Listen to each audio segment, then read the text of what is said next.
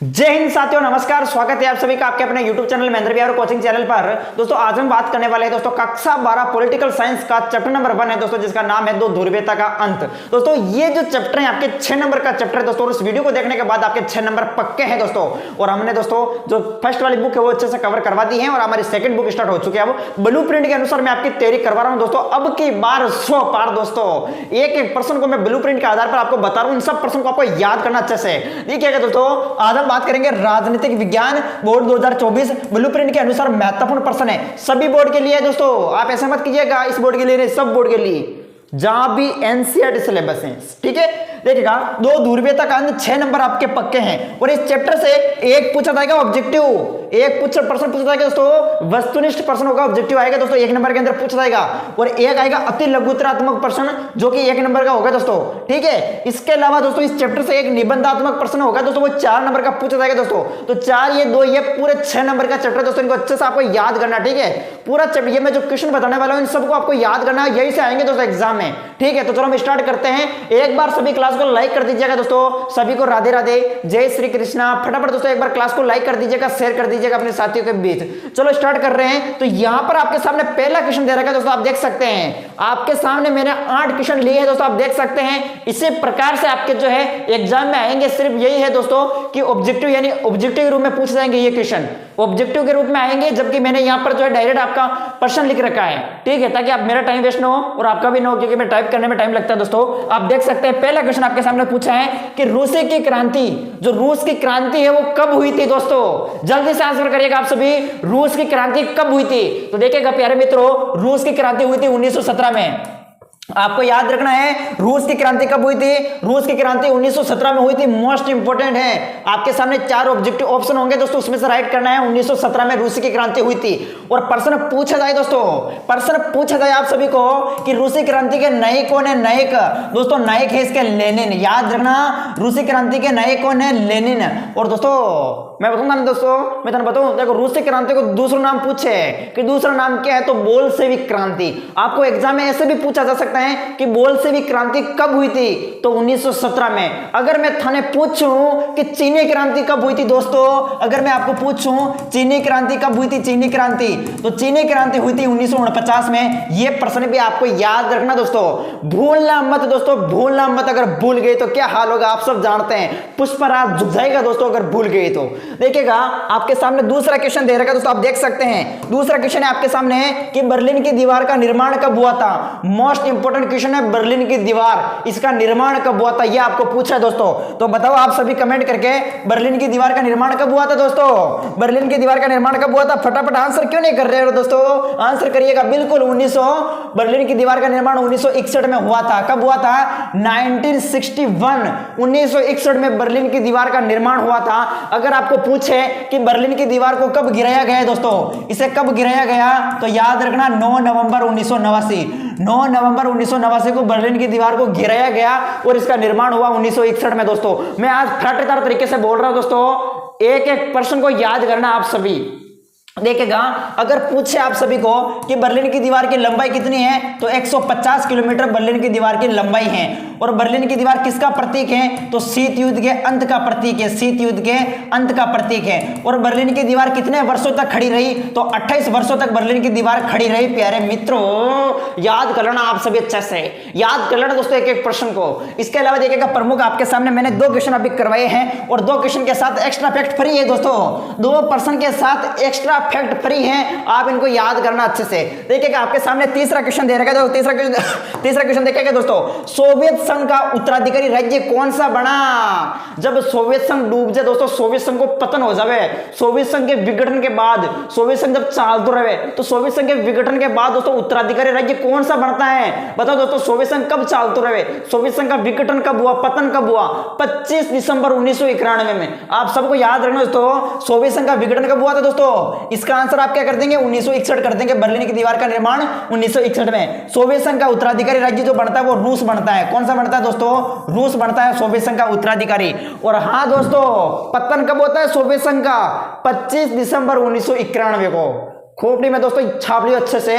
आगे देखो, shock therapy किस वर्ष अपनाई गई, सबको बेरो दोस्तों, सबने पता है 1990 में 1990 में दोस्तों शॉक थेरेपी को अपनाया गया था। याद रखना, भूलना मत दोस्तों, भूलना तो यहां पर तो भूलने का काम ही नहीं है। आगे देखो, सोवियत संघ का विभाजन के बाद रूस के प्रथम निर्वाचित राष्ट्रपति कौन बने थे दोस्तों? ये बने थे दोस्तों बोरिस येल्त्सिन साहब। बोरिस येल्त्सिन जो है सोवियत संघ के विघटन के बाद रूस के प्रथम राष्ट्रपति बने थे। रूस के प्रथम राष्ट्रपति बोरिस येल्त्सिन दोस्तों, बोरिस येल्त्सिन रूस के प्रथम राष्ट्रपति, ठीक है, याद रखें। इसके अलावा देखो, बर्लिन की दीवार किसका प्रतीक थी? अरे दोस्तों अब आप खुद बताओ फटाफट, किसका प्रतीक थी? शीत युद्ध के अंत का प्रतीक थी। किसका प्रतीक थी? शीत युद्ध के अंत का प्रतीक थी। शॉर्ट में दोस्तों ऐसे ही कहेंगे, बाकी हम ऐसे भी कह सकते हैं कि पूंजीवादी और साम्यवादी दुनिया के बीच विभाजन का प्रतीक थी बर्लिन की दीवार।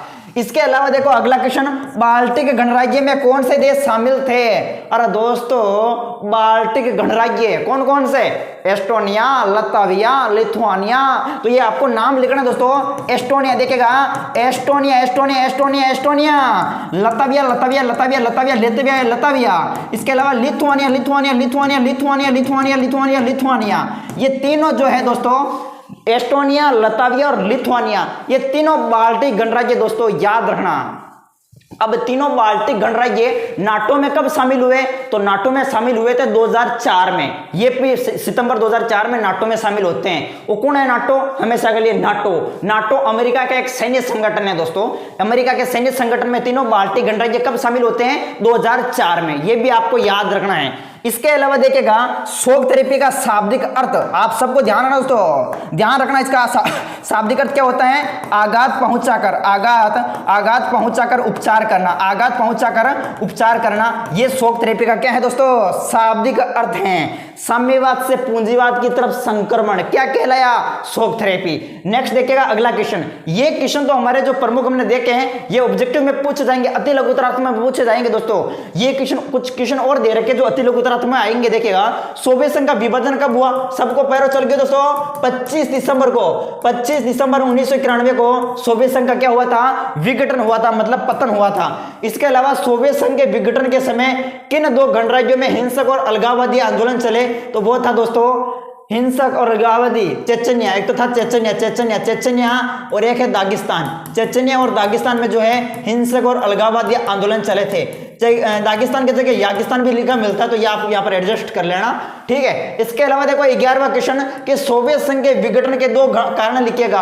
आखिर सोवियत संघ का विघटन हो गया तो क्यों हो गया? क्या रीजन है बताओ आप सभी? सोवियत संघ का विघटन क्यों हो गया?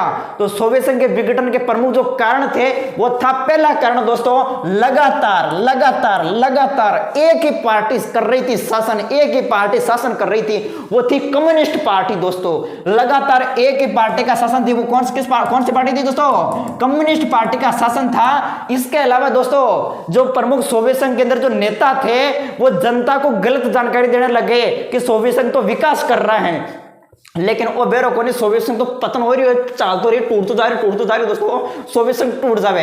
ये वजह दोस्तों, तो ये याद रखना, सोवियत संघ के विघटन के दो कारण पूछे तो आपको यही लिखना है कि लगातार एक ही पार्टी का शासन और सोवियत संघ के जो नेता थे वो जनता को गलत जानकारी दे रहे थे कि सोवियत संघ विकास कर रहा है, लेकिन विकास नहीं की। ये कोई भी आप कारण लिख सकते हैं जो भी आपको याद है। इसके अलावा देखो 12वां क्वेश्चन पूछा है कि सोवियत संघ द्वारा बनाए गए सैन्य संगठन। अरे दोस्तों आपने पता तो है नहीं दोस्तों, आपको पता होगा दोस्तों, शीत युद्ध चला था, शीत युद्ध दो महाशक्तियों के बीच, इधर अमेरिका इधर सोवियत संघ। तो अमेरिका ने अपना एक सैन्य संगठन बनाया था, सोवियत संघ ने भी अपना सैन्य संगठन बनाया था। याद तो है ना दोस्तों, याद तो है ना आप सभी को अच्छे से? आपको याद रखना, नाटो, सीटो, सेंटो, ये तो थे अमेरिका के सैन्य संगठन। प्यारे मित्रों आपको याद रखना, देखिएगा मैं आपके सामने लिख रहा हूं दोस्तों, नाटो है, इसके अलावा सीटो है, इसके अलावा सेंटो है। देखिएगा दोस्तों, नाटो, सीटो, सेंटो, ये तो क्या है? ये तो अमेरिका के सैन्य संगठन है दोस्तों। क्या है? अमेरिका के सैन्य संगठन है। उसी प्रकार से दोस्तों, उसी प्रकार से यूएसएसआर यानी समाजवादी सोवियत गणराज्य, union Soviet socialist Republic, USSR की फुल फॉर्म याद रखना, यूनियन सोवियत सोशलिस्ट रिपब्लिक यानी समाजवादी सोवियत गणराज्य। सोवियत संघ रूस ने भी दोस्तों एक संधि की थी दोस्तों, जिसे हम कहते हैं वार्सा संधि। कौन सी संधि? वार्सा संधि, जिसे वार्सा पैक्ट के नाम से भी जानते हैं, और इसकी स्थापना हुई थी 1955 में। हो रही नहीं याद दोस्तों, ये आपको याद रखना है दोस्तों। यही पूछा है कि सोवियत संघ के बिगड़ने, सोवियत संघ द्वारा बनाए गए सैन्य संगठनों के नाम लिखो। तो सैन्य संगठन तो एक ही था, वो था वार्सा संधि, जिसे वार्सा पैक्ट के नाम से जाना गया दोस्तों। ऐसे याद करना आप सभी को दोस्तों, धुआंधार तरीके से याद रखना ये सब क्वेश्चन। किसने 1985 में सोवियत रूस में सुधारों की शुरुआत की? हाँ दोस्तों देखो, देखिएगा दोस्तों क्यों हुआ। सोवियत संघ के अंतिम राष्ट्रपति कौन थे? प्रश्न अगर पूछे आप सभी को कि सोवियत संघ के अंतिम राष्ट्रपति कौन थे, तो क्या करोगे आप सभी? क्या करोगे बताओ दोस्तों आप सभी? मिखाइल गोर्बाचेव करोगे इसका आंसर। क्या करोगे? मिखाइल गोर्बाचेव, मिखाइल गोर्बाचेव दोस्तों, मिखाइल गोर्बाचेव। ये प्रमुख दो नीति चलाते हैं, पेरोस्त्री का नीति इस प्रकार से, ठीक, ग्लुस्तनोव और पेरोस्त्री का नीति। देखिएगा ये जो है सोवियत संघ में सुधार लाने के लिए लोकतांत्रिकरण की नीति चलाते हैं। किस प्रकार की नीति? लोकतांत्रिकरण की नीति चलाते हैं, लेकिन वो नीति कामयाब नहीं हो पाती है और अंत में सोवियत संघ का पतन हो जाता है दोस्तों। याद रखना, सोवियत संघ के अंतिम राष्ट्रपति थे मिखाइल गोर्बाचेव, 1985 में तक रहे हैं, ठीक है। तो किसने 1985 में सोवियत संघ में, सोवियत रूस में सुधारों की शुरुआत की? तो मिखाइल गोर्बाचेव ने। इसके अलावा दोस्तों ये देख लो, आपके सामने मैंने लिख दिए बड़े बड़े 4 नंबर के अंदर पूछा जाएगा। कितने नंबर के अंदर? 4 नंबर के अंदर पूछे जाएंगे। अब तक के जो हमने क्वेश्चन देखे वो 1-1 नंबर के अंदर पूछे जाएंगे, लेकिन अब की बार 4 नंबर में निबंधात्मक में पूछा जाएगा दोस्तों। यहां पर आपके सामने दे रखा है कि सोवियत संघ की मुख्य विशेषताएं लिखिएगा। अब कौन कौन सी सोवियत संघ की विशेषताएं हैं वो आपको लिखनी है, लेकिन दोस्तों आपके सामने 4 ऑप्शन ही दे रखे हैं, तो बता दो आप सभी। इसमें आपको लिखना है, देखिएगा, सोवियत संघ विश्व की दूसरी बड़ी अर्थव्यवस्था थी, ठीक है। सोवियत संघ जो है ना दोस्तों, विश्व की सबसे बड़ी अर्थव्यवस्था थी। और दूसरी अर्थव्यवस्था, ये तो दूसरी थी सोवियत संघ, बड़ी पहली अर्थव्यवस्था तो वो अमेरिका थी दोस्तों, ये दूसरी बड़ी अर्थव्यवस्था थी। तो हम लिख सकते हैं कि ये विश्व की दूसरी बड़ी अर्थव्यवस्था थी, पहली अर्थव्यवस्था तो अमेरिका थी, ठीक है। यहां पर संचार प्रणाली जो है वो मौजूद थी, ठीक है, संचार प्रणाली मौजूद थी। इसके अलावा विशाल ऊर्जा संसाधन यहां पर मौजूद थे सोवियत संघ के अंदर। आवागमन की यहां पर अच्छी सुविधाएं मौजूद थी, ठीक है। राज्य का स्वामित्व, मतलब सब कुछ जो है राज्य के हाथों में होता था, सब कुछ राज्य करता, तो राज्य का यहाँ पर स्वामित्व था, ठीक है। लगातार जो है वो एक ही पार्टी शासन कर रही थी, वो थी कम्युनिस्ट पार्टी। कौन सी पार्टी? Communist party. और इसका 72 वर्षों तक शासन चला था सोवियत संघ में, 72 वर्षों तक। और उन्नत घरेलू उपभोक्ता उद्योग, तो ये सब जो है सोवियत संघ की मुख्य विशेषताओं में आपको लिखने हैं। अगर प्रश्न आ जाए तो ये सब विशेषताएं आपको टैग देना दोस्तों, है जैसे इसी प्रकार से टेकना है, ठीक है। टेकना है मतलब लिखना है इसी प्रकार से। अब देखो ये प्रश्न भी इंपॉर्टेंट है, इसको आप सभी याद करना दोस्तों अच्छे से, सभी प्रश्न को अच्छे से याद रखेंगे। इसके अलावा देखिएगा आपके सामने 15वां क्वेश्चन कि सोवियत संघ के विघटन के परिणाम। आखिर हमने देखा कि सोवियत संघ के प्रमुख कारण क्या थे, ठीक है। विघटन के प्रमुख कारण, मुख्य विशेषता हमने देखी, सोवियत संघ की विशेषता हमने देखी। अब देख लेते हैं परिणाम। आखिर सोवियत संघ विघटन हो गया, इसके क्या परिणाम निकले। अभी हम कारण भी देखेंगे, इसके रीजन क्या है। तो वैसे मैंने आपको बता दिया, लगातार एक ही पार्टी शासन कर रही थी, और भी बहुत से कारण है, लेकिन देखो ये जो मैंने पॉइंट लिखे हैं ये प्रमुख विघटन के परिणाम है। आखिर सोवियत संघ जब टूट गया 25 दिसंबर 1991 को सोवियत संघ जब टूट जाता है, तो इसके पीछे क्या परिणाम निकला दोस्तों? परिणाम यह निकला कि दोस्तों 2 महाशक्तियां चल रही थी, 2 महाशक्तियां जो है विश्व के अंदर थी, एक थी अमेरिका, एक थी सोवियत संघ। अब जब सोवियत संघ चलते रहे, सोवियत संघ को जब पतन हो जावे तो शीत युद्ध की समाप्ति हो जाती है, आपस में विचारधाराओं की लड़ाई खत्म हो जाती है। तो ये इस प्रकार से बहुत सी विशेषता आपके सामने आती है दोस्तों, जिसमें आप पहली विशेषता लिख सकते हैं कि शीत युद्ध की समाप्ति। जो शीत युद्ध चल रहा था दोनों के बीच 1945 से 1991 के बीच जो शीत युद्ध चल रहा था, उसकी समाप्ति हो गई, ठीक है। दूसरी दुनिया का पतन, मतलब दूसरी दुनिया सोवियत संघ को कहां गया, पहली दुनिया अमेरिका को कहां गया। तो सोवियत संघ का पतन हो जाता तो दूसरी दुनिया का भी क्या हो गया, पतन हो गया दोस्तों। इसके अलावा आप लिख सकते हैं हथियारों के होड़ की समाप्ति। दोनों के बीच जो है अमेरिका और सोवियत संघ के बीच हथियारों के होड़ थी, ठीक है। तो हथियारों के होड़ की जो है वो समाप्ति हो गई। अमेरिका जो है वो एकमात्र महाशक्ति बचा।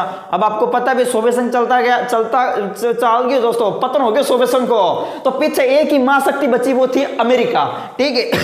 नए देशों का उदय होगा, छोटे मोटे नए देशों का उदय होने लगा।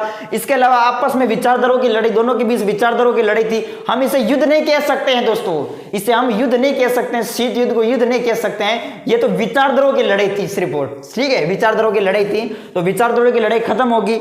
इसके अलावा अंतरराष्ट्रीय आर्थिक संस्थाओं का महत्व भी बढ़ने लगा। तो ये सब आप सोवियत संघ के विघटन के परिणामों के अंतर्गत आप लिखेंगे दोस्तों। अब देखो ये प्रश्न भी आपके 4 नंबर के अंदर पूछा जाएगा, याद करना इस प्रश्न को भी अच्छे से। इसके अलावा देखो आगे क्वेश्चन, सोवियत संघ के विघटन के प्रमुख कारण। भाई दोस्तों मैंने बता दिया आप सभी को प्रमुख कारण क्या थे, वो लिख रहे हैं। और भी दोस्तों नीचे व्हाट्सएप नंबर किस लिए दे रखे हैं, ये व्हाट्सएप नंबर, अगर आपको नोट्स चाहिए, अगर आप पे हिम्मत है कि भाई हम 1.5 महीने के अंदर अच्छे से तैयारी कर लेंगे, हम पढ़ लेंगे नोट्स, तो नोट्स आपको 50 रुपए में मिल जाएंगे। दोनों बुक है हिस्ट्री की, ठीक है, पॉलिटिकल की दोनों बुक ही मिल जाएंगे 50 रुपए में, ठीक है। तो व्हाट्सएप पर मैसेज कर देना, आपको चैप्टर वाइज नोट्स मिल जाएंगे 50 रुपए में। अगर आप कहते हैं कि हमारे नोट्स हम नहीं पढ़ सकते, समय कम है, तो आप सीरीज पढ़ सकते हैं। सीरीज में आपको चैप्टर वाइज इंपॉर्टेंट क्वेश्चन मिलेंगे, साथ ही प्रीवियस ईयर 10 पेपर आपको मिलेंगे जो हाफ ईयरली एग्जाम में भी पूछे गए हैं, वो पेपर भी मिलेंगे आपको, ठीक है, जिसे आप जो है उनको देख सकते हैं कि भाई एग्जाम में प्रश्न और किस आधार पर पूछे जा सकते हैं। अगर वो क्वेश्चन को भी आपने तैयार कर लिए तो बिल्कुल दोस्तों सीरीज में से नंबर 100 में से दोस्तों आप मान के चलिएगा 80% क्वेश्चन आपके सीरीज में से आ जाएंगे। नीचे व्हाट्सएप नंबर दे रखे 30 रुपए में आपको सीरीज मिल जाएगी, ठीक है। आगे देखिएगा, सोवियत संघ के विघटन के प्रमुख कारण लिखिएगा। अथवा में पूछा है कि शॉक थेरेपी के तहत क्या क्या बदलाव किए गए। अब क्या हुआ, शॉक थेरेपी, साम्यवाद से पूंजीवाद की तरफ संक्रमण। सोवियत संघ का पतन हो जाता तो जितने भी जो साम्यवादी देश थे वो पूंजीवाद को अपना लेते हैं। तो क्या क्या परिवर्तन है, क्या क्या बदलाव किए गए, ये सब आप नोट्स में से पढ़ लेना। इस क्वेश्चन का आंसर आप नोट्स में से पढ़ लेना, ठीक है, नोट्स या सीरीज में मिल जाएगा इसका आंसर। तो दोस्तों ये था हमारा वीडियो, और दोस्तों इस वीडियो के अंदर हमने जो है 6 नंबर पक्के कर लिए दोस्तों, 6 नंबर पक्के कर लिए अच्छे से। इनको आप पढ़ना अच्छे से और याद करना दोस्तों, रिवीजन करते रहना। अब साथ साथ में ब्लूप्रिंट के आधार पर ही हम सभी क्वेश्चन कर रहे हैं, ये सब क्वेश्चन ब्लूप्रिंट के आधार पर ही तैयार किए गए हैं, तो इनको आप याद करना दोस्तों। वीडियो कैसा लगा आप सभी को लाइक करें, और चैनल पर नहीं तो सब्सक्राइब करें। और एक प्रश्न आपके लिए दोस्तों मैं पूछ लेता हूं आप सभी को। दोस्तों बताओ मुझे आप सभी, आप तैयार हो जवाब देने के लिए? हम तो जवाब देने के लिए तैयार हैं, तो पूछो आप तो क्या पूछना चाहते हो। बिल्कुल दोस्तों, आप मुझे ये बता दो आप सभी, अभी हमने जो देखा था, हमने पढ़ा, तो एक क्वेश्चन आप सभी मुझे कमेंट बॉक्स में बताएंगे। सभी क्या बताएंगे दोस्तों, क्या बताएंगे आप सभी, आपने क्या सीखा और मैंने क्या पढ़ा है दोस्तों। मुझे आप पहले प्रश्न में पूछता हूं दोस्तों, चीनी क्रांति जो है वो चीनी क्रांति ये कब हुई थी दोस्तों, ये कब हुई थी, इसका आंसर चाहिए और कुछ नहीं चाहिए। मैंने पढ़ा दिया, इस प्रश्न को भी मैंने पहले क्वेश्चन के तहत पढ़ाया, आप इसका आंसर दे देंगे चीनी क्रांति कब हुई थी। बाकी चीनी क्रांति के बारे में जो भी प्रमुख बातें जानते हो तो कमेंट बॉक्स में जरूर लिख सकते हैं। ओके, तो मिलेंगे वापस आपको नेक्स्ट वीडियो में। जय हिंद, जय भारत। ओके।